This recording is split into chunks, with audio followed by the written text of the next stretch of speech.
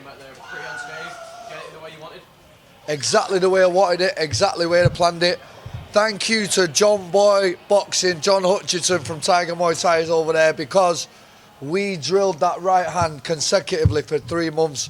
We knew Pedro was heavy on the front leg, his chin was there to be hit, drop, bang, and that's all we drilled for 3 months, and practice makes permanent. What did you make of the sort of booze at the end? Do you think maybe people thought it was done a bit sooner than it should have? That was the best stoppage ever. Me and that referee and Pedro are the 3 people in there. Pedro was done.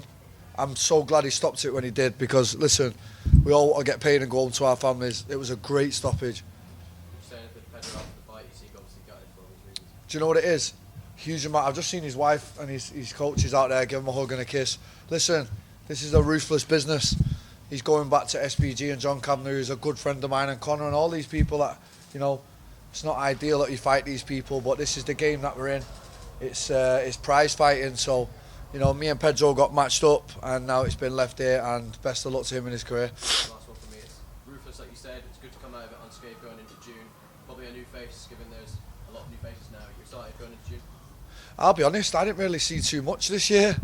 I was watching the screens thinking, fuck, it's wide open for me again. It really is. That's no disrespect to anyone else, I'm being deadly honest, so I look forward to June and another win. Brendan, it's a bit of a funny one with the booze, because they're not necessarily being you as the fighter, it's more the ref. But I guess as the fighter, you take the run a bit. Did you feel that maybe a little bit? I'll be honest with you, I thought, is the 5,000 Pedro fans in here? I couldn't work out what the boos were, because it was a great stoppage. I'm not joking you, I was in there, I seen his eyes, Pedro was done. It should have been stopped earlier. Like, I don't know what the boos were all about, honestly. Like, even when he stood up, he was gone, he was done, and it was a great stoppage. You know, as you said, obviously you want to get home, quick knockout, but you were getting in your groove a little bit, the counter right was working. Is there any part of you that maybe frustrated that you didn't get longer in there, or was it a case of just you don't get paid for overtime? My coach was saying to me all week, you're not going to bust a sweat in this fight, you're going to knock him out in 1 shot, maybe 2. And I was like, chill out, mate. You weren't wrong. They can see what they can see. And yeah, we drilled that, like I say, we drilled that so many times. And the last time we diligently worked on the right hand was for Bubba Jenkins, and the same shot. I've got a very dangerous right hand, and now I'm learning to set it up better, and I'm drilling it better. And yeah, they don't even know how good my wrestling is. Like, they think they're going to wrestle me, but it's a nightmare matchup for anyone in this division. It really is. Were the nerves any different walking out there, obviously because of last time, first time getting sort of stopped like that? Did you feel different coming out to the cage this time around? I'll be honest with you, it was so strange. There wasn't one single nerve tonight. Usually I'm a nervous fighter, like I'll be getting it, the butterflies will be going. And I was thinking to myself, at some point here, I'm going to get nervous. I was saying to my manager here, I was walking just before the fight, before we went to the arena, I was like, I'm not nervous at all here. I said, this is going to be the best performance of my life, this, watch. Don't know, I just felt it tonight. Sometimes you're on, sometimes you're off. Tonight was that night, the weight cut went perfect, the camp went perfect, and that is Brendan Loughnane at 100%, and that's what I can provide when I'm at 100%. Brendan over here, you talked about that time off.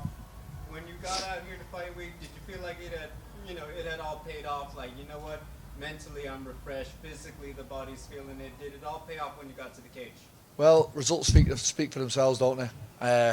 That was the best Brendan Loughnane. I don't make excuses for fights, but that's the first time I've been healthy in so long. That's the first time I've been a healthy Brendan, and I was so excited to show you all how good a healthy Brendan is.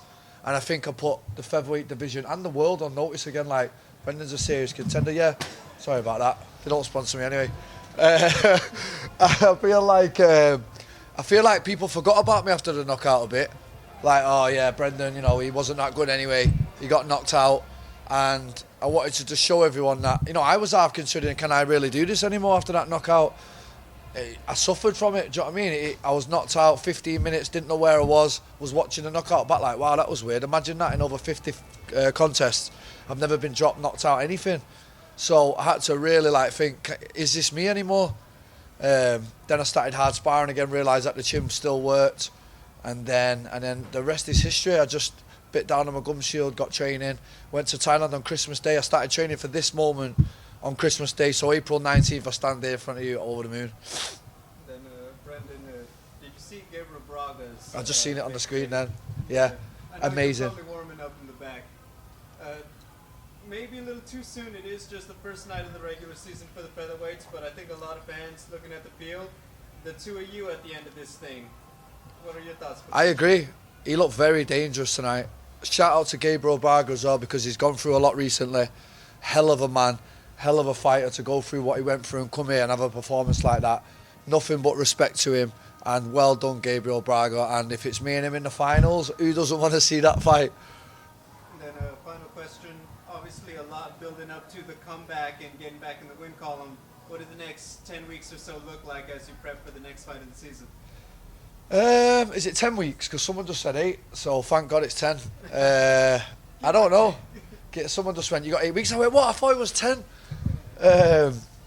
Well, first of all, we're going to have a few Guinness tonight. Yeah, we're going to have a right few Guinness, because it's been a hard camp and I've earned it. I'm just happy, man. I'm just happy to get back in the win column.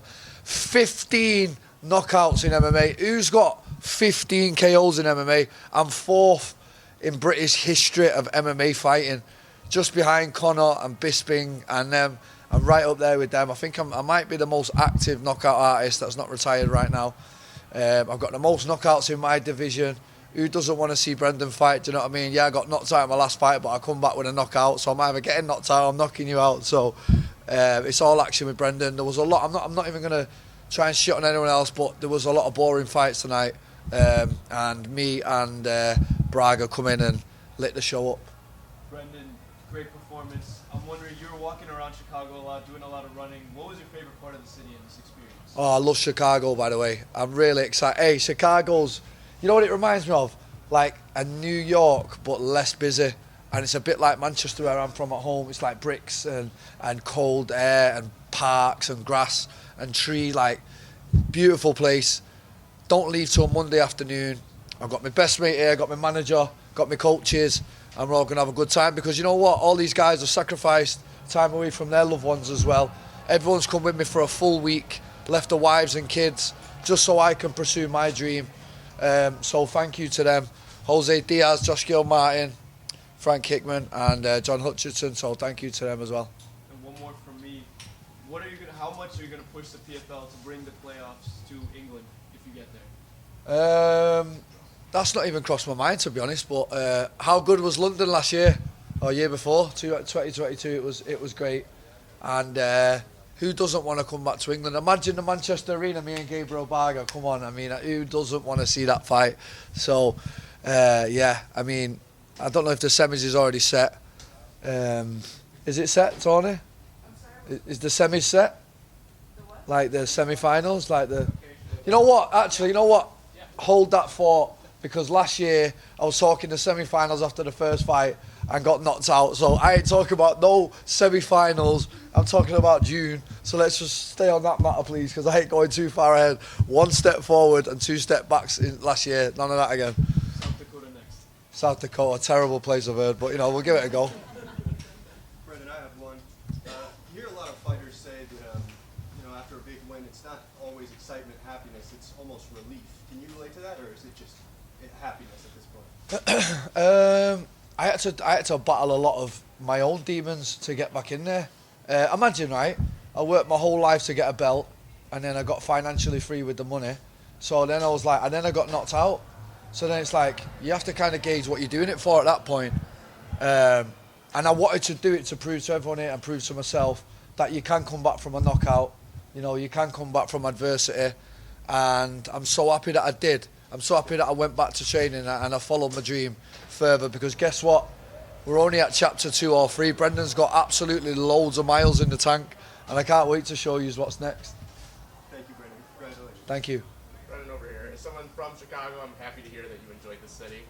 I'm sure that others in the division, this was the version of you that they were afraid of. And so getting 6 points here is huge going into the second part of this regular season. What's your message now for the rest of the way going into the playoffs? I mean, my message was clear. My message was violent. It was just violence, wasn't it? It was just Brendan on full pelt. If I can stay healthy this year, because this is my 4th season now, and I know how hard it is to stay healthy for a full year, training camps, weight cuts.